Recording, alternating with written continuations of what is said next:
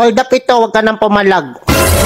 Ako? Oo, dalawa lang naman tayo dito eh, bobo. Mamili ka, pera o buhay mo.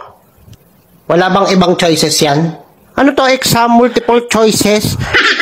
Ay, sarap sa kalin. Yung buhay ko, binigay ko na sa asawa ko. Yung pera ko, kinuha na rin niya. Hold upper ka ba o nang-aasar? Wala ganun? Hindi ka binibigyan ng pera? Nang-aasar ka yata eh. Oh, sorry na. Hindi ko naman alam eh. Pagod ako. Galing ako overtime oh. Pag sahod ko, wala ako nakukuha. Tapos, wala ganun. Kahit pamasahe. Ha? Pag mag-hold up ka, huwag ka na bang asar? Grabe naman affected mo. Saka ako hold up it mo, yung walang asawa, walang pamilya, ganun. Ano yun? Tatanungin ko muna kung may asawa o wala. May issue yan. O ito. May iyak ka na eh. Pag hold up lang, walang asaran. Hindi ko naman alam eh.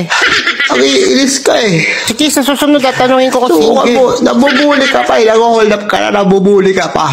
Hindi ko nga sadya, hindi ko alam. Dalawang kaso yan. Wala, ganun ba yun? Bullying and hold upping. Uy, totoo yun?